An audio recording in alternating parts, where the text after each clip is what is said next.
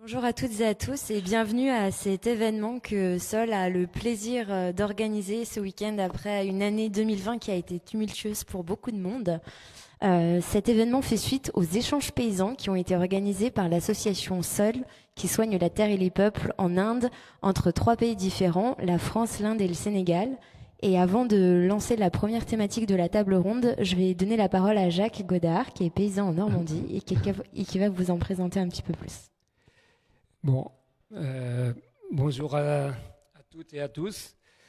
Je suis content de votre présence aujourd'hui, même si on aurait souhaité être plus nombreux, mais c'est très bien qu'on soit là ensemble aujourd'hui. Alors, je suis Jacques Godard, donc coprésident de Sol, paysan, enfin retraité, mais encore paysan. Donc, les thèmes qu'on va aborder tantôt me concernent directement. Je suis particulièrement ravi de retrouver aujourd'hui pour ce festival des solutions et à l'occasion de ces 40 ans, déjà 40 ans d'une association qui a beaucoup travaillé pour les relations Nord-Sud.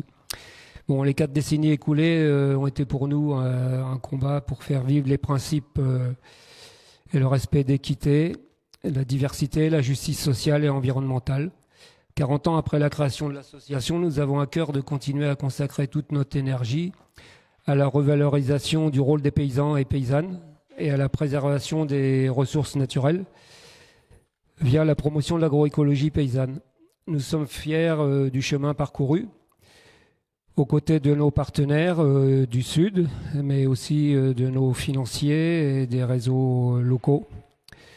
Fin 2019, juste avant la crise sanitaire, nous avons donc organisé cet échange paysan dans le cadre de nos projets Bioferme International. C'était l'occasion de réunir une partie d'entre eux dans un voyage d'échange et de transmission des savoirs et savoir-faire paysans. Suite à cette riche expérience que j'ai eu le plaisir de partager, nous avons souhaité organiser un événement autour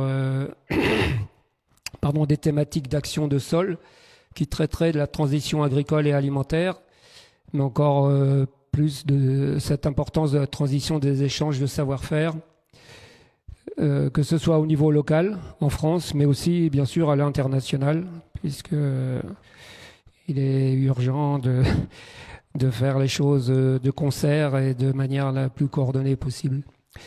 Donc une action essentielle pour favoriser l'installation d'un maximum de jeunes hommes et femmes pour remplacer tous ceux qui, comme moi, partent à la retraite et dans les 10 ans qui viennent, c'est autour de 30 à 40% des gens qui vont partir. Donc il faut préparer la relève. Voilà, donc c'est aussi ce que l'on porte à travers du projet Parcelles Paysannes. Les actions menées par les membres de son comité de pilotage, alors Terre de Liens, bien sûr, la FADEAR, le réseau CREFAD, Renata et Sivam. Nous voilà donc tous réunis aujourd'hui pour cette première journée du Festival des solutions fertiles. On est heureux de pouvoir compter parmi nous des experts et des expertes, donc des gens qui savent de quoi ils vont nous parler et qui ont une grande expérience de ce qu'on cherche à faire. Ils travaillent donc en France ou à l'international pour faire émerger des solutions collectives et durables. Bon, les festivités vont se poursuivre demain, bien sûr, avec des conférences. Sachant que c'est la journée mondiale de l'environnement, donc on est au rendez-vous. Et bien sûr, il y aura beaucoup d'activités, il y a beaucoup d'activités prévues pour les petits et les grands qui voudront bien nous rejoindre. Donc les questions principales, ce sera l'alimentation, les questions de genre, de modèle agricole, les semences, avec l'urgence, en lien avec l'urgence climatique, bien sûr, parce que même si les semences c'est un enjeu depuis de nombreuses années, ça devient très important aujourd'hui qu'on ait des jeunes embauchés par notre association pour travailler de manière approfondie sur ces questions-là. Bon, enfin, je pense utile de préciser une évidence, quoi. La réussite de nos projets restera liée à l'investissement de beaucoup de personnes, des bénévoles, aux experts et expertes, les donateurs individuels ou institutionnels, nos salariés qui sont au cœur du mouvement et qui vraiment on dépense une belle énergie pour faire avancer tous les projets, et les membres du CA. Et puis, on a aussi la chance d'avoir quelques fondateurs qui sont ici présents, sachant que, comme moi, ils ne sont pas tout jeunes. Mais comme là, la relève est assurée, on est très contents. Et donc, avant de donner la parole donc, aux intervenantes et intervenants, moi, je vous propose tout simplement, si on peut applaudir tous ces gens qui, depuis 40 ans, ont beaucoup investi dans nos projets, dans nos valeurs, et tous ceux qui vont encore travailler pendant, on espère, très longtemps à nos côtés. Voilà. Donc, si vous en êtes d'accord, on peut applaudir tout le monde.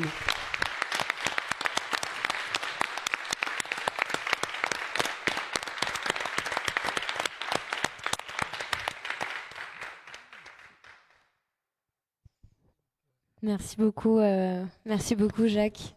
Du coup, je vais vous laisser échanger de place avec Audrey Boulot, qui est chargée de programme à l'association Sol. La première thématique de cette table ronde, c'est échanger et transmettre pour une évolution des pratiques donc locales et globales. Et on l'avait vu lors des échanges paysans organisés par l'association, c'était très intéressant et pertinent de voir à quel point finalement des pratiques similaires pouvaient se retrouver d'un pays à l'autre, et des techniques d'agroécologie pouvaient être transposables, bien sûr en s'adaptant au contexte pédoclimatique des territoires. Et sans plus tarder, je vais laisser la parole à Audrey, responsable des programmes de Sol, pour nous présenter vos projets et les échanges paysans. Alors, pardon, excusez-moi, on va du coup lancer la petite vidéo de ce fameux voyage d'abord.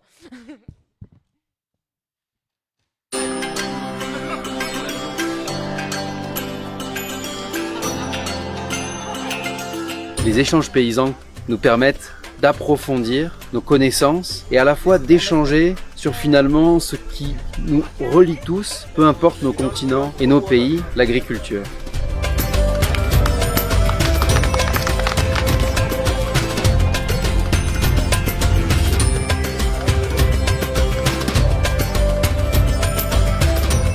Donc ces échanges, ça a été un moment exceptionnel de partage et de découverte. Et donc on est vraiment ravis d'avoir pu organiser et vivre ces échanges tous ensemble.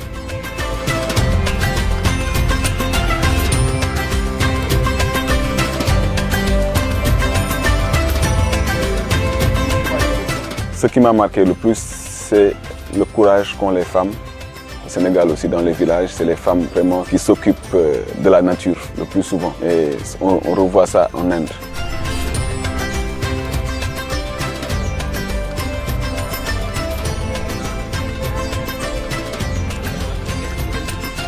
La semence rassemble les peuples parce que la vie de l'homme est très liée à la semence. L'agriculture paysanne, c'est la même démarche partout. C'est ce qui nous vient des origines de l'humanité, quoi. Partout où les hommes se sont trouvés sur la planète, ils ont développé des cultures locales d'abord. Et surtout de se dire que ça sera d'autant plus facile pour le local de progresser si, au niveau de l'international, on réussit à le faire de manière solidaire.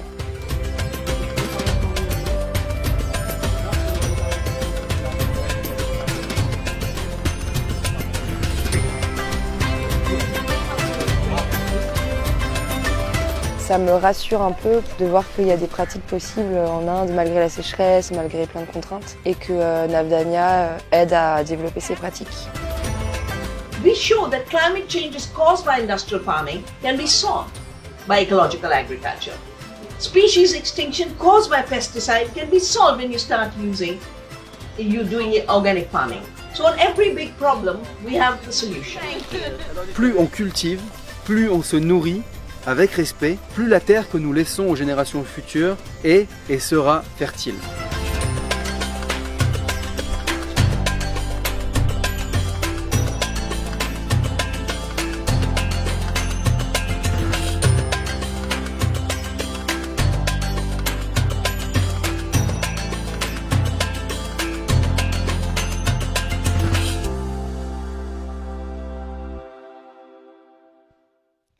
Bonjour à toutes et tous et merci à Laurie qui a réalisé cette belle vidéo que vous venez de découvrir sur le voyage des échanges paysans qui a été organisé fin 2019 en Inde.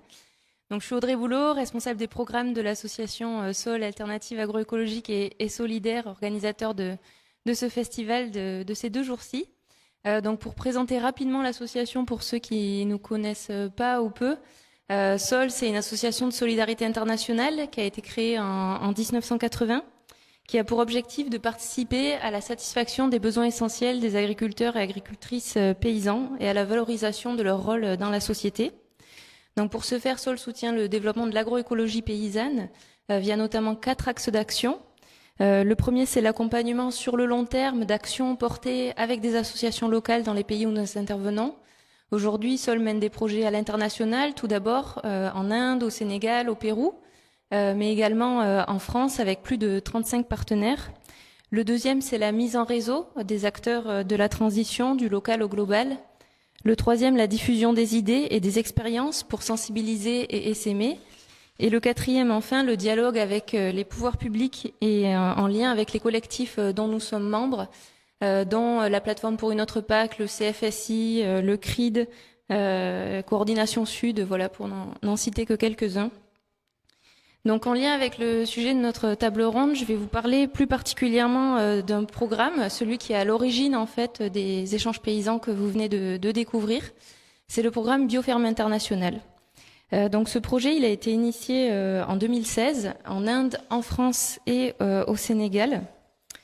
Et il est parti tout d'abord d'un constat partagé de problématiques similaires qu'on peut connaître malgré des contextes qui sont très différents partout dans le monde, de difficultés auxquelles font face les paysans pour accéder à la terre, pour accéder aux ressources naturelles, pour accéder à une juste rémunération et vivre dignement de leur métier, mais aussi de faire face aux difficultés de l'adaptation au changement climatique de plus en plus pressurisant, et d'un manque de soutien adapté des pouvoirs publics, mais aussi des inégalités de genre et bien d'autres.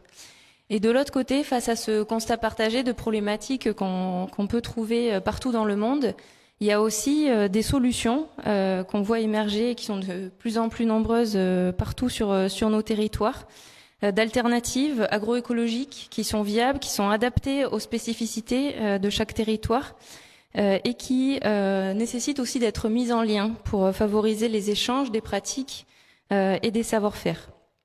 Donc c'est de ce point de départ un petit peu que le projet Bioferme France, Inde et Sénégal du coup est né en partenariat avec 3 associations locales dans chacun des pays. Navdanya en Inde, l'ONG des villageois de Ndem au Sénégal et Intelligence Verte au démarrage en France. Et donc, il y a eu des actions qui ont été menées dans chacun des programmes par nos partenaires locaux et des actions qui ont été aussi, qui ont donné lieu à des échanges entre les pays du projet. Donc, tout d'abord, au niveau de chacun des pays. Donc, il y a des actions qui ont été menées. En France, par exemple, via le programme, donc on a pu permettre la formation de 45 personnes qui étaient en démarrage de leur projet d'installation paysanne dans un réseau de fermes formatrices. Le renforcement d'un conservatoire de semences de 1000 variétés anciennes à la ferme Sainte-Marthe-Sologne et la formation de centaines de personnes à la conservation, la reproduction et la multiplication des semences. Ainsi que l'initiation également en France d'une mise en réseau d'une quinzaine d'acteurs autour des questions de formation et d'accompagnement à l'installation et de grandes campagnes aussi de sensibilisation autour de ces thématiques-là.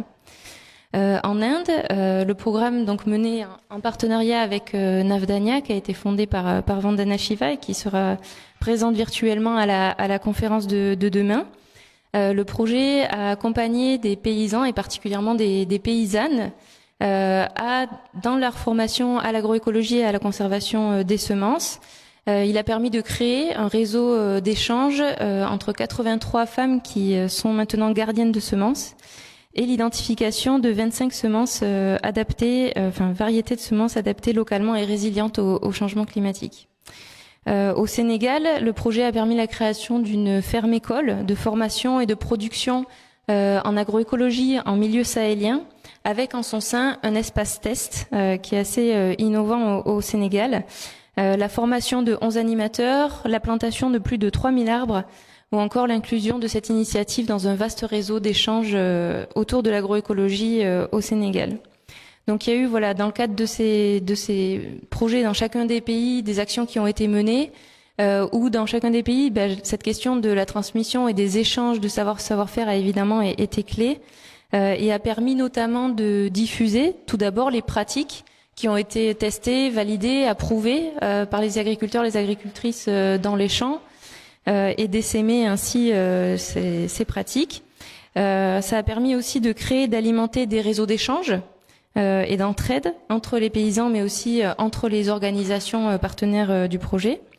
De promouvoir enfin ces alternatives au-delà du cercle des partenaires et des acteurs du projet, via des actions à la fois de sensibilisation, notamment auprès des plus jeunes, mais également de plaidoyer pour faire évoluer les politiques publiques pour soutenir urgemment cette transition agroécologique. Et donc au-delà de ces échanges qui ont eu lieu au sein des pays, il y a également eu des activités qui ont été menées pour favoriser les échanges entre les pays du programme. Donc il y a eu tout d'abord des visites, d'échanges de personnes donc chargées de projets au Sénégal et en Inde qui ont eu l'occasion de venir en France visiter des fermes du réseau. Il y a eu un jeu qui a été créé par une de nos partenaires du projet en France, qui a été réédité, traduit et adapté pour l'Inde et le Sénégal, Ecolandi, que vous aurez peut-être l'occasion de découvrir demain dans les animations.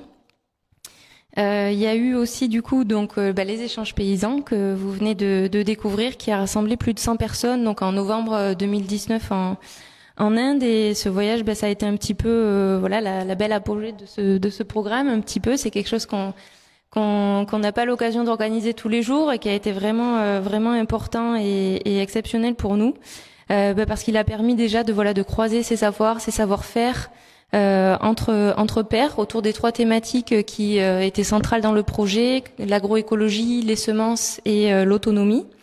Il a permis de croiser les points de vue, de découvrir des modèles dans des contextes variés et très éloignés aussi du contexte français. Et en même temps, il y avait des similitudes, comme tu le disais aussi, Laurie, tout à l'heure. Par exemple, on était en Inde, on a passé pas mal de temps pendant le voyage au Rajasthan, qui est une région très très sèche et qui, de certaine manière, peut s'assimiler aux conditions pédoclimatiques qu'on peut connaître aussi au Sénégal. Donc, d'une certaine manière, les pratiques qu'on a découvertes en Inde dans ces régions-là ont fait écho et ont pu permettre d'enrichir aussi les pratiques de nos partenaires sénégalais. Et donc, ça a permis aussi de sensibiliser de nombreuses personnes via les échanges qui ont eu lieu aussi à la suite de ce voyage. Et donc enfin, entre les pays, il y a aussi une bande dessinée qui a été publiée, Toutes et tous paysannes, que vous pouvez découvrir en exposition pendant les 2 jours de l'événement. Donc aujourd'hui, elle est au fond de la salle. Donc c'est une bande dessinée qui a été créée avec la dessinatrice Claire Robert, qui est inspirée d'histoires de vie de paysannes, paysans dans chacun des 3 pays où le programme a été mené, et qui se termine justement par les échanges paysans. Et donc il y a des planches de la bande dessinée française et indienne qui sont exposées pendant le festival. Et puis vous avez aussi la bande dessinée à côté de vous normalement. Donc voilà pour la présentation du programme. Merci beaucoup. À toi Audrey, c'était très complet. Du coup, on voit avec cette présentation à quel point les échanges et de savoir-faire et de bonnes pratiques d'une ferme à l'autre sont très importants. Donc sans plus tarder, je vais donner la parole à Suzanne Dahl, qui est chargée de mission agriculture chez Greenpeace et qui va nous parler, elle, d'un programme d'échange européen. Bonjour à toutes et à tous, Suzanne Dahl, je suis chargée de campagne agriculture à Greenpeace. Et je suis à Greenpeace depuis maintenant 7 ans. Et le projet dont on va parler commence à dater un peu, puisque c'est un projet qu'on avait lancé au début de l'année 2017. Il s'appelait Farm Erasmus, et l'objet de ce projet, c'était de permettre à des agriculteurs européens de voyager en Europe et visiter d'autres fermes dans d'autres pays. Et donc c'est un projet qui a été mené avec mes collègues dans d'autres bureaux européens. Mais pour revenir un peu sur la jeunesse de ce projet, parce que je pense que vous vous demandez tous pourquoi est-ce qu'une organisation comme Greenpeace a travaillé sur quelque chose comme ça, je vais revenir un peu sur l'historique. Puisque je pense que ma spécificité justement par rapport aux autres personnes qui sont présentes aujourd'hui, c'est que pour le coup je représente vraiment une organisation dont l'objet est la préservation de l'environnement, du climat, de la biodiversité.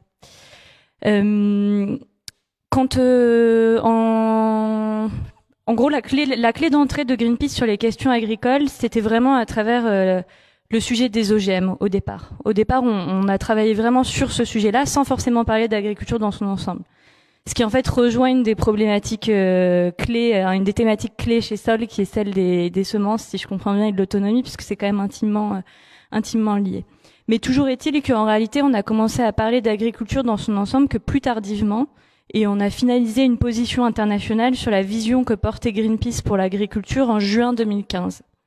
Et à partir de ce moment-là, nous, au niveau français, on s'est posé la question de comment mettre en acte cette vision qu'on porte pour l'agriculture écologique, et on avait vraiment à cœur d'essayer de montrer que l'agriculture écologique, en fait, elle était déjà là, quoi. Elle était déjà présente en France, et qu'il suffisait d'un coup de pouce pour faire en sorte d'avoir vraiment un changement d'échelle. Donc on a commencé avec un projet de financement participatif avec 4 collectifs d'agriculteurs qu'on a financé, qu'on a aidé à financer en proposant à nos adhérents de justement le soutenir financièrement. Parmi ces projets, il y avait notamment une maison des semences paysannes, un projet qui consistait à implanter des haies sur un territoire, un autre projet qui était sur la réalisation de diagnostics agriculture paysanne, ces fameux diagnostics qui sont faits par la FADEAR, et un 4e projet qui me reviendra très prochainement, dont je l'ai, qui était un projet un peu particulier de toaster, qui portait justement sur l'autonomie, mais en matière d'alimentation animale, puisque l'objet c'était de toaster des graines pour les rendre plus digestibles pour les animaux, et donc permettre de ne pas avoir à acheter certains aliments à l'extérieur. Ce projet de financement participatif, ça a été un vrai succès. C'était au niveau français uniquement, à tel point que ça a un peu créé des émules au sein des autres bureaux européens de Greenpeace, qui se sont dit, ce serait intéressant aussi qu'on essaye de promouvoir un peu cette agriculture écologique, mais à l'échelle européenne. Et donc on s'est un peu tous mis autour de la table avec mes collègues. J'avais des collègues bulgares, autrichiens, belges, italiens, hongrois, qui étaient très présents aussi. On s'est mis autour de la table et on s'est demandé quelles problématiques est-ce qu'on rencontrait en commun dans ces différents pays-là. Et une des problématiques qui est vraiment ressortie, c'était celle de la diffusion de l'information. On faisait le constat qu'en fait l'agriculture écologique a été présente sur le terrain. Il y avait des paysans engagés là-dedans dans tous les pays dans lesquels on était, mais on se rendait compte qu'il y avait une vraie difficulté à faire en sorte de diffuser ces informations-là. Et donc c'est à partir de ce constat-là qu'on a construit ce projet de Farm Erasmus.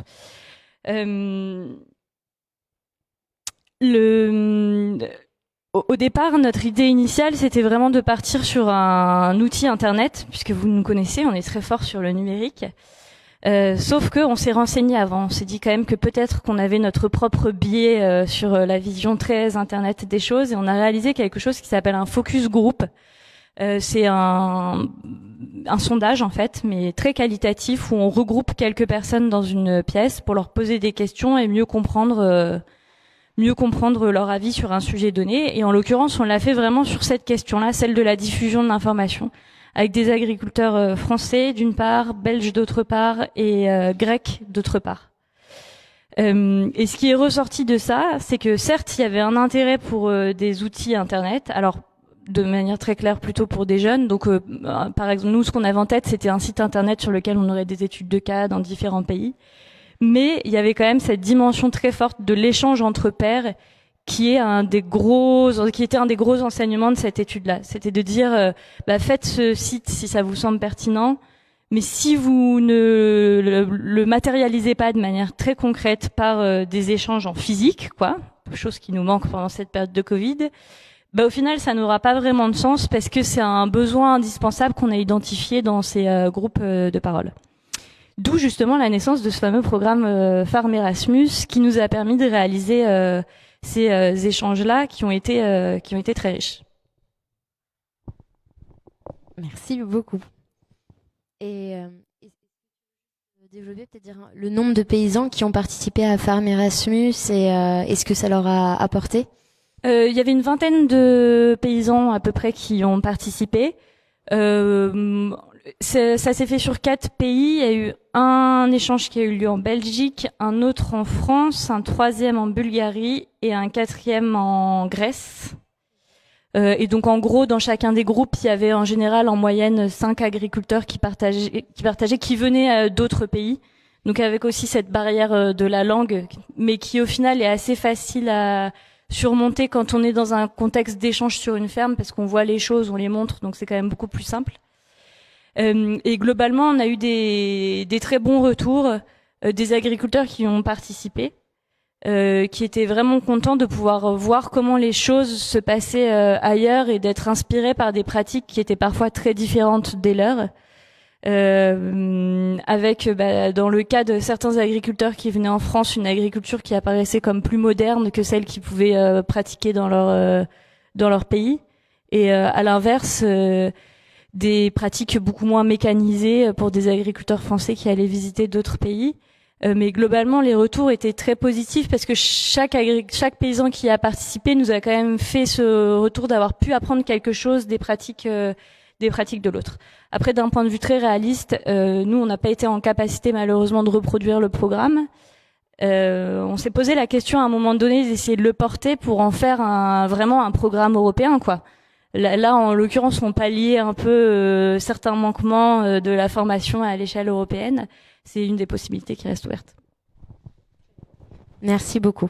Et du coup, je vais me tourner vers toi, Maryse. Donc, Maryse Desgardins, qui est administratrice, du réseau CIVAM. Donc, on voit avec le témoignage de Suzanne à quel point la transmission des techniques est quelque chose de primordial pour l'adaptation et l'agroécologie paysanne. Donc, qu'est-ce que tu peux nous présenter un petit peu le réseau CIVAM et comment vous travaillez sur cet aspect-là? Oui, tout à fait. Bonjour à toutes et à tous et merci d'être là pour nous écouter. Je reprendrai simplement quelques propos de l'introduction pour dire que je suis loin d'être une experte. Je suis comme le président de l'association qui nous accueille retraités et je n'ai de cesse que d'essayer de mobiliser les paysans, paysannes qui pourraient nous remplacer au conseil d'administration et qui sont avec nous mais qui manquent de disponibilité. Et je suis leur modeste messagère et je suis à ce titre très fière de les représenter parce que c'est vrai qu'il se passe beaucoup de choses sur le terrain. Je suis administratrice d'un CIVAM local dans le Pas-de-Calais qui s'appelle le Germoire et je suis administratrice à Réseau CIVAM depuis 2016 maintenant. J'étais formatrice dans les années 70-80 de la Fédération nationale des CIVAM, Centre d'information et de vulgarisation agricole et en milieu rural. Et en 2016, nous avons fusionné avec 2 autres associations, le RAD, Réseau Agriculture Durable, et la FIP, Association Formation Information Paysanne. Et depuis 2016, nous nous appelons Réseau CIVAM. Nous représentons à peu près 150 groupes locaux disséminés sur le territoire national. Alors notre rôle, c'est d'essayer de développer des initiatives, des expérimentations qui sont sur le terrain. Nous ne représentons que les acteurs du terrain, leur savoir-faire, leur savoir-être. Nous avons pour principe de favoriser les échanges entre pairs. J'en ai entendu parler, mais ça nous paraît essentiel aussi. Le plus largement possible avec d'autres partenaires. Nous participons à différents projets avec d'autres partenaires dans le cadre d'Impact, par exemple, sur la plateforme d'une nouvelle politique agricole commune, alimentaire et commune. Et nous n'avons de cesse que d'essayer d'essaimer les pratiques et les initiatives porteuses par les paysans et paysannes que nous représentons pour rendre de l'autonomie à ces acteurs de terrain et pour et dans des campagnes solidaires et vivantes. Quelques mots qui me reviennent, qui ont été nos spécificités avec les partenaires du monde du développement agricole et rural que nous représentons, c'est d'être principalement agricole. Nous représentons des paysans. C'est écrit dans nos statuts. Nous sommes reconnus par le ministère de l'Agriculture et nous représentons le monde agricole. Et les critères, les spécificités qu'on nous a reconnues, c'est d'être précurseur. Alors ça a été reconnu par différents de nos partenaires. D'être précurseur, de compter beaucoup sur le collectif, de favoriser les échanges entre pairs, j'en ai parlé, d'aller au-delà du technique, et vous verrez dans mon propos que cela revient. Voilà. Alors, je vais vous narrer l'histoire que l'on m'a demandé de raconter, c'est-à-dire l'exemple d'une initiative présentée par des paysannes. À Réseau Civam, notre histoire, l'histoire des femmes, a toujours fait partie de notre souci, puisque nous représentions les agriculteurs et les agricultrices. Dans les années 1960, alors autre contexte, autre politique, ça va vous faire sourire, mais c'est comme ça, c'est l'histoire de notre agriculture en France. Dans les années 60, quand on parlait des femmes à la FN Civam, on organisait des concours de bonnes ménagères rurales. 20 ans plus tard, ça faisait la première page de notre journal Évolution agricole. 20 ans plus tard, dans cette même revue, nous parlions du statut des femmes d'agricultrices. Et le premier article était titré Des épouses à la recherche d'un statut professionnel. Premier article. Entre guillemets, il est temps que ce métier d'agricultrice, où les tâches domestiques et rurales sont entièrement mêlées avec des journées de 15 heures et des semaines de 7 jours, où les congés sont rares, soit pris en compte à la fois dans les mentalités et dans les dispositions législatives. Nous étions dans les années 80. Beaucoup d'activités sur les fermes étaient réservées entre guillemets aux femmes. Service aux personnes, la vente directe, la transformation, mais elles étaient peu reconnues, peu rémunérées, et souvent reléguées à la sphère familiale et domestique. Elles étaient presque exclues de l'activité productrice et rapportaient peu d'argent quand elles n'étaient pas gratuites.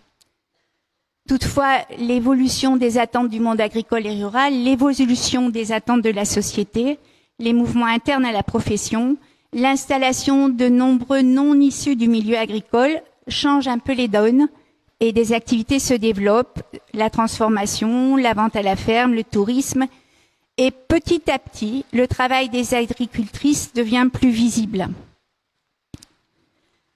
Alors, pourquoi vous parler d'une initiative des paysannes en Loire-Atlantique? C'est parce que en Loire-Atlantique, nous avons un CIVAM qui, dans les années 2014, a participé à un projet qui s'appelait Karma, qui rassemblait 9 structures issues de l'enseignement, du développement agricole et rural et de la recherche, et qui se réunissaient autour d'un projet afin d'analyser, de faire valoir la contribution des agricultrices dans le renouvellement des métiers agricoles. Et ce projet a permis d'apporter des éléments sur les évolutions des systèmes agricoles et sur le renouvellement des métiers, en questionnant la place et le rôle des femmes dans le changement et l'adaptation des pratiques agricoles. Le CIVAM de Loire-Atlantique, nous avons à peu près 15 groupes féminins dans notre réseau. 15 groupes, dont ce groupe CIVAM qui a été un des premiers à initier les groupes non mixtes agricoles. Ils ont joué un rôle majeur pour montrer l'engagement de la femme vers un système économe et autonome. Et ils ont participé à une étude exploratoire dans le projet, un projet qui a succédé à peu près au projet Karma, le projet Transae, transformation du travail et transition vers l'agroécologie. C'est un projet de recherche, une action CASDAR, qui a mobilisé 11 groupes CIVAM, ou de groupes agriculture biologique, des chercheurs de l'INRA et des chercheurs des instituts de l'élevage. Il a permis aux femmes qui ont participé de prendre du recul pour mieux comprendre les leviers qui leur ont permis de porter ces évolutions, la place qu'elles prennent, mieux mesurer les impacts sur leur travail, notamment grâce à l'utilisation d'un outil, parce que quand nous travaillons comme ça, non seulement cela permet aux actrices de parler, d'échanger, de réfléchir sur ce qu'elles font, de penser autrement l'organisation, j'y reviendrai peut-être après, mais ça permet aussi d'étudier les accompagnements que nous leur proposons et de les co-construire avec elles. Et dans ce projet Transae, il y a un outil qui a été assez fondamental quand même, qui s'appelle le schéma des 5 carrés de Leplat-Cuny, qui fait ressortir ce qui va bien dans le travail pour s'y appuyer, ce qui va moins bien, et qui permet de bien mettre en mots les préoccupations à travailler, à faire évoluer, pour construire des problématiques beaucoup plus claires et transmissibles. Et nous avons une administratrice qui a été volontaire dans ce projet pour être une des premières interrogées et qui a bien souligné ce travail de l'entretien qui est essentiel et ce travail d'aller et retour entre l'individuel et le collectif. Quand elle parle de ces entretiens qu'elle a vécus, elle dit que ça l'a étonnée d'abord parce qu'on s'intéressait à ce qui va bien, ce qui va moins bien, ce qui n'est pas souvent le cas quand on les interroge. On les interroge plutôt sur des techniques, des productions, des systèmes d'exploitation. Et puis aussi sur ce qui est agréable ou pas. Alors que d'habitude, on a une vision beaucoup plus technique et productiviste de l'affaire. Elle avait nettement l'impression de parler plus large et elle dit, je rapporte ses propos, mais ils ont été partagés par d'autres, c'était déjà un véritable travail.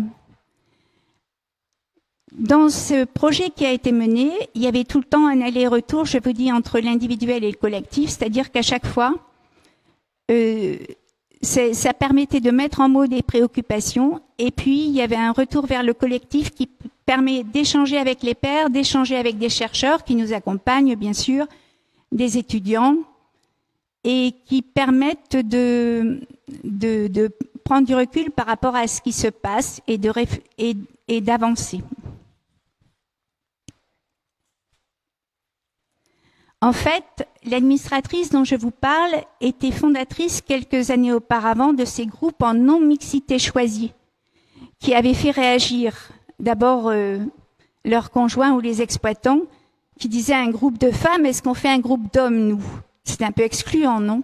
Et quelques années plus tard, 4 ou 5 ans après, le coprésident du CIVAM avouait lui-même qu'il était très intéressé et que ça avait créé beaucoup de dynamique et que les femmes posaient des questions qui les intéressaient eux aussi parce qu'elles ont parlé beaucoup d'organisation des tâches, de partage des tâches, qui fait quoi, à quel moment, de leur capacité physique, parce que les femmes ont posé les questions sur les outils.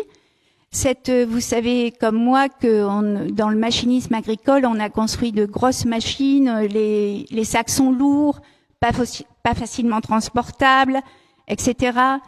Et les femmes posent les questions. Comment mieux manœuvrer la barrière? Comment porter la paille plus facilement? Comment remplacer les piquets de clôture? Comment faire en sorte que nourrir les veaux soit moins fatigant physiquement? Et puis ça permet de poser des questions aussi, pourquoi tu fais la traite et pourquoi ce serait pas moi? Il y a un partage des tâches qui peut se faire. Il n'est pas si évident que ce soit les hommes qui aient tout le temps envie d'aller au champ.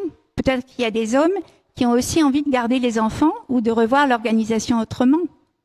Il y a une façon de réfléchir sur comment on organise son exploitation, parce qu'il y a des exigences pour être là quand les enfants rentrent de l'école, ou pour des exigences par rapport à des vacances, ou des exigences par rapport à des remplacements qui peuvent être pensés. Mais là, voilà. Alors ça, c'est un exemple que je vous rapporte sur un groupe spécifique, mais qui se reproduit dans d'autres départements. Ce qu'elles peuvent souligner, c'est que dans un premier temps, ces groupes non mixtes, pourquoi ces groupes non mixtes? C'est pour comprendre mieux ce qu'elles font avec leurs compagnons ou leurs compagnes sur l'exploitation. Et le premier fil qui les conduit, c'est la communication. Ça leur crée des espaces de liberté où il n'y a pas de jugement, où la parole se libère. Il n'y a ni jugement sur des représentations politiques, syndicales ou autres. Elles partagent, elles se retrouvent. J'ai déjà dépassé les 10 minutes. Elles partagent, elles se retrouvent sur des problématiques qu'elles ont communes. Ensuite, elles montent en compétences. Elles sont entendues par leurs associés. Ça leur permet de monter en compétences, de réclamer des formations de conduite de tracteur, de construction d'outillage qui leur conviennent mieux.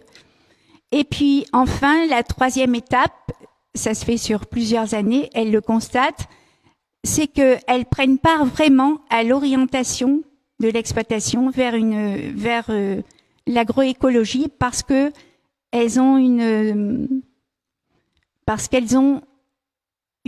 facilité à prendre soin d'elles-mêmes, prendre soin du compagnon, prendre soin des animaux, prendre soin de la nature. Il semblerait. Et ces différents projets nous ont entraînés vers d'autres projets qu'on mène actuellement avec des chercheurs. Et j'ai dépassé les 10 minutes, alors je vais rendre la parole. Mais c'est une histoire vraiment passionnante et on se retrouve, et j'étais très intéressée de voir que en Inde aussi, il y a une bande dessinée parce qu'elles font du théâtre, elles produisent des documents, elles font des bandes dessinées aussi, elles créent des films pour faire savoir, et ça dépasse le monde agricole. On est très sollicité par des groupes d'actrices rurales qui veulent entreprendre en milieu rural. Excusez-moi d'avoir été aussi longue. Merci pour ce témoignage très intéressant à travers lequel on voit à quel point finalement l'adaptation des techniques agricoles ne doit pas seulement dépendre d'un territoire, mais aussi de la capacité des personnes à gérer ce territoire et à aménager ce paysage. Et donc en parlant de paysage, je me tourne vers un paysan qui s'appelle Maxime Schmitt, et qui est également membre du réseau Semences Paysannes et surtout coordinateur de la Maison des Semences Paysannes Maralpine, qui est un projet qui a été créé par toi et qui a été très accompagné, soutenu et aujourd'hui porté par Sol. Donc si tu pouvais nous en parler un petit peu plus. Merci Laurie. Donc bonjour à tout le monde, je m'appelle Max Schmitt, comme tu disais. Et j'ai envie de vous parler dans cette thématique de rencontre et de confiance. Et tout ça, ça se passe à travers un projet de Sol qui se passe dans les Alpes-Maritimes, qui s'appelle la Maison des Semences Paysannes Maralpines. Donc on est entre mer et montagne, près de Nice, et où un collectif de paysans, paysannes, jardiniers, de chefs cuisiniers, de chercheurs, toutes ces personnes qui se sentent concernées par l'alimentation et particulièrement par les semences qui se cachent derrière tout ce que l'on mange, qui décident de se rencontrer. Se rencontrer pour échanger autour de ce qui leur tient à cœur et dont ils dépendent tous pour la qualité de leur alimentation, à toutes ces échelles de la chaîne alimentaire, les semences paysannes. Toutes ces personnes qui viennent et se rencontrent ont un besoin fondateur pour en arriver à faire des échanges et exercer un partage, notamment de semences, la confiance. Le besoin d'être entre personnes qui partagent les mêmes valeurs et qui ont besoin de savoir que leur activité nourricière en tant que jardinier, économique en tant que paysan ou chef cuisinier, doit se baser sur une semence de qualité échangée lors de ces rencontres. Ce que l'on vit à une échelle très territoriale, parce que cette rencontre, pour qu'elle se fasse et s'exerce au quotidien, doit se faire au niveau local, car c'est là où on a tous ensemble une chaîne de valeurs, de biorégions, de conditions pédoclimatiques, de systèmes de distribution alimentaire qui correspondent à un territoire, et un besoin que ces rencontres se fassent au niveau territorial pour qu'on puisse exercer ce partage et ces échanges tout au long de l'année. Cette échelle territoriale, au niveau départemental, là dans les Alpes-Maritimes, s'exerce également à d'autres dimensions, et c'est là où cette rencontre avec Sol nous a permis de mettre en place un projet construit pour animer un réseau d'une maison des semences paysannes. Et c'est dans ce cadre que je suis coordinateur pour Sol de cette association, la Maison des semences paysannes Maralpine. Encore une fois, c'est cette confiance que donne Sol depuis une vision internationale à un groupe d'individus localement pour les appuyer et les encourager, les appuyer à aller au bout de leurs envies. On s'est retrouvés avec des personnes dans cette salle et tout un tas d'acteurs des Alpes-Maritimes. On était tous depuis longtemps avec dans nos convictions politiques à se dire qu'il y a quelque chose qui cloche dans nos modes agricoles avec les hybrides F1, les OGM, la dépendance aux semences, la législation, toute une nébuleuse de questions qui remet en cause parfois l'intégrité de nos propres métiers. Et là, on a l'intervention de Sol pour encourager ces personnes à se mettre autour de la table, se structurer, financer leurs actions, apporter un regard d'organisation de projet pour pouvoir aller jusqu'au bout de ses ambitions et cette volonté politique à exercer au cœur de nos systèmes alimentaires locaux. Lorsqu'on a commencé à mettre autour de la table toutes ces belles personnes intéressées par les graines, on s'est retrouvés avec des envies communes et depuis maintenant des 4 ans, nous mettons en place avec un réseau de base d'une 20-25 paysans et paysannes évidemment, qui multiplient des graines au quotidien. Cette première action de base qui est aller chercher des semences encore locales quand c'est possible, quand elles existent, pour les faire vivre, cette biodiversité, dans les champs, avec les conditions de l'agriculture, évidemment dans le cadre de nos collectifs biologiques. Ensuite, il y a d'autres personnes qui vont apporter un regard extérieur, comme des chercheuses, qui vont nous aider à travailler sur la réappropriation des savoir-faire. Parce que là, si on parle d'échange et de ça, on a vraiment ces besoins de partager les savoir-faire autour des semences. Et les paysans, les paysannes, les premiers se retrouvent après les formations agricoles du monde normal, avec aucune idée de comment intégrer les semences paysannes dans leur modèle de production. Et c'est pour ça qu'on travaille avec la recherche, avec le GRAB, le groupe de recherche en agriculture biologique, qui nous accompagne à se réapproprier les outils de la sélection, de choisir ses graines. Quelles sont les porte-graines qui me donneront ma prochaine génération de légumes? On travaille également sur des visions plus sociologiques, comprendre quels sont tous ces freins qui fait qu'on est peut-être qu'une poignée à faire ça aujourd'hui. Qu'est-ce qu'on peut faire pour passer à l'échelle, pour être de plus en plus à mettre en place les semences paysannes dans nos modèles agricoles? Toutes ces actions-là nous demandent des moments de partage et c'est pour ça qu'on organise des formations avec des partenaires locaux, avec Agribio 06, le groupement des producteurs biologiques des Alpes-Maritimes, pour justement faire se rencontrer différents les sachants, ceux qui parfois depuis des années font des semences, qui viennent parfois de loin, pour réenseigner à nos jardiniers, à nos paysans, à faire leurs propres semences. Ces moments d'échange et de partage très enrichissants permettent à un groupe de monter en compétences. Et c'est pour ça qu'on a à cœur de donner la dimension de la formation dans nos collectifs pour assurer qu'on soit toujours plus à parler de semences paysannes, à être concerné par le sujet et surtout à le mettre en pratique. On a également une autre dimension que je trouve très importante dans ces échanges et ces partages, qui, à l'échelle très locale, c'est au niveau transgénérationnel. On se retrouve aussi avec, on a encore la chance dans les Alpes-Maritimes, dans des territoires très reculés, très loin du pouvoir central, où il y a encore des vallées escarpées dans lesquelles il y a encore des personnes, souvent très âgées, qui font encore leurs semences. Surtout l'avantage d'avoir des Italiens de l'autre côté de la frontière qui ont conservé plus d'agriculture vivrière et rurale, et qui nous donne cette opportunité d'avoir accès à des semences.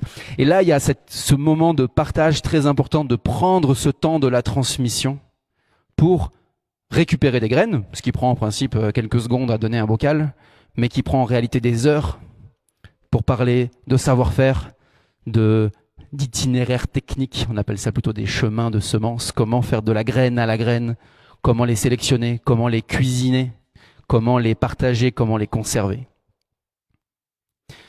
Cette réalité locale, on essaye déjà de dynamiser et de mettre en place, parfois prend des proportions exceptionnelles, et comme lors des échanges paysans que vous avez pu voir en vidéo, où là on a pu justement aller se rendre compte physiquement avec quelques représentants des différentes organisations du Sénégal, de France et d'Inde, que cette question que l'on se pose entre nous, entre praticiens au niveau très local, se retrouve comme étant un enjeu partout. On est au Rajasthan, on est quelque part perdu au Sénégal et on a les mêmes enjeux. Comment est-ce que je récupère mes graines de tomates? Comment est-ce que je les conserve de façon qualitative? Et comment je peux les transmettre à mes collègues paysans, paysannes, en confiance? Comment est-ce qu'on en arrive à retrouver les savoir-faire, avoir en main la technique pour pouvoir, avec confiance, transmettre les graines aux prochaines générations, aux autres paysans et paysannes, pour qu'ils puissent à leur tour faire vivre cette biodiversité cultivée essentielle. Merci. Merci beaucoup, c'était un témoignage très intéressant. Je voulais juste peut-être donner la parole rapidement à Audrey sur la thématique de la mixité non choisie et de l'importance des femmes de pouvoir échanger entre elles avec le programme Graines de l'Espoir peut-être. Oui, merci beaucoup et merci à toutes les présentations qui ont été faites, qui ont été vraiment très intéressantes. C'est vrai que ce que présentait Marie, ça fait écho aussi à nos actions en Inde avec l'association Navdanya, qui travaille avec les paysans et particulièrement les paysannes, puisqu'en Inde, l'agriculture, c'est dans de nombreux territoires essentiellement et avant tout une question de femmes qui assument la majeure partie des tâches agricoles et qui sont malheureusement peu ou pas reconnues pour ce qu'elles font. D'ailleurs, leur contribution n'est souvent pas monétisée. Et pourtant, sans leur action, l'alimentation, les productions ne seraient pas produites. Et voilà, c'est évident. Et en même temps, c'est important que ces sujets-là arrivent aussi sur le devant de la scène aujourd'hui avec cette thématique du genre. Parce que on a vu aussi en Inde qu'en fait les espaces nécessaires aux femmes pour se retrouver, pour échanger, pour justement comparer ces pratiques et ensuite enclencher une transition collective, ils sont pas forcément présents et ils sont essentiels en fait pour en arriver là. C'est ce que on a vu aussi avec ces témoignages que tu nous as partagés et ça a été vraiment le cas. En Inde, on a vu que à partir de groupes d'entraide, par exemple, qui ont été créés avec les femmes paysannes sur des initiatives de microcrédit, c'était aussi en fait l'occasion pour elles juste de se retrouver pour échanger au-delà du microcrédit, du groupe d'entraide, sur leurs pratiques, sur la vie du village, sur les difficultés qu'elles peuvent avoir dans leur famille. Et en fait, c'est de ces groupes-là sont arrivés aussi, voilà, une vraie dynamique collective pour échanger, pour faire évoluer des choses qui peuvent plus facilement l'être quand elles sont portées collectivement. Et pour rebondir aussi sur ce que disait Maxime et cette importance aussi de transmission des savoir-faire pour enclencher la transition, je pense qu'on est vraiment au cœur de ce sujet-là quand on parle justement de transition agricole et alimentaire, parce que les freins, on les connaît, ils sont nombreux. Et un d'eux, c'est justement cette question de comment acquérir les savoir-faire quand on les a pas forcément, que ce soit pour introduire des variétés de semences paysannes dans ces cultures ou pour passer en agriculture biologique, etc. C'est avant tout aussi une question de pratique. Et ces programmes, ces temps d'échange, ils sont essentiels pour enclencher, je pense, cette transition. Merci beaucoup. Et effectivement, pour la petite anecdote, il y avait un souvenir de l'Inde qui m'a fait beaucoup rire pendant le voyage, où tous les paysans s'étaient rendus dans une ferme indienne, et donc les femmes racontaient ce qu'elles faisaient, les semences, les enfants, les champs, l'irrigation, nanana. Et il y a quelqu'un qui dit: eh bien alors les hommes, ils font quoi en fait ici dans votre ferme? Et il y avait un petit papy comme ça qui était assis, il a fait: ah bah nous on boit du thé. Et je crois que c'était assez symbolique de la charge de travail qu'elle portait à elle toute seule. Et on a encore un petit peu de temps si vous le souhaitez, s'il y a des questions. Sinon, on pourra faire une petite pause. À moins, Suzanne, tu voulais rebondir ou rajouter quelque chose? Bien sûr. Je voulais rebondir sur les interventions précédentes parce que en vous écoutant tous les trois, ça m'amène à penser à une chose, à la notion d'innovation et à quel point on devrait déconstruire ou reconstruire peut-être plutôt la notion d'innovation et ce qu'on met derrière. Parce qu'en fait, ce que vous faites, c'est extrêmement innovant, quoi. Or, aujourd'hui, quand on parle d'innovation, ce qui est dans la tête de la plupart des gens, ça reste des innovations technologiques, quoi. C'est ça qu'on a en tête. Des réunions en non-mixité choisies à l'époque où vous l'avez fait, c'est extrêmement innovant. Créer des maisons d'essence paysannes, de la même manière, c'est quelque chose d'ultra innovant, tout comme les échanges paysans que vous avez pu mener. Et ça nous fait oublier deux types d'innovations qui, à mon sens, sont pourtant vraiment essentielles dans le monde agricole.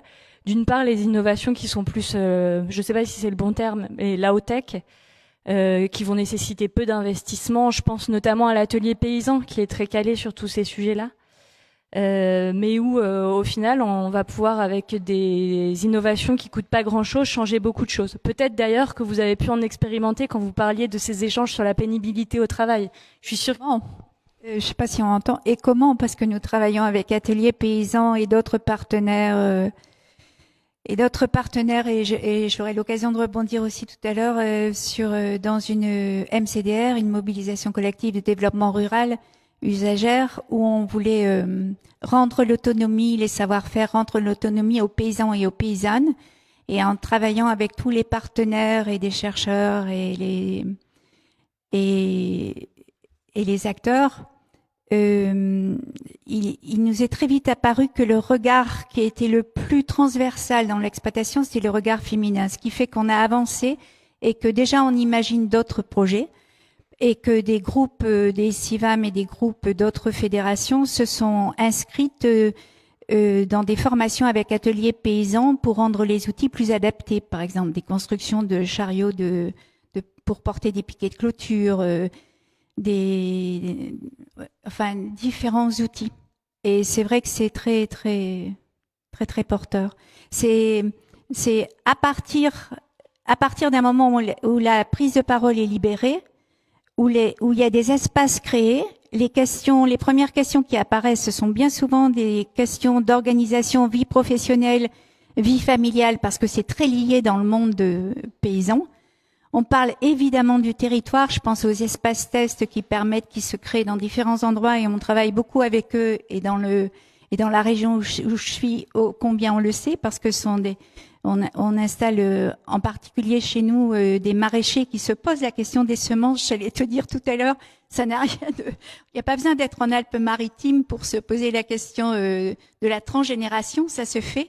Et les espaces tests sont des lieux superbes où cela permet de repenser autrement l'installation et la transmission des exploitations agricoles, parce que maintenant, moi qui suis quelquefois nommée dinosaure de la fédération dont je suis, parce que je suis ancienne et j'étais du milieu rural et j'ai suivi ce monde avec beaucoup d'attention, beaucoup de respect et beaucoup de fierté.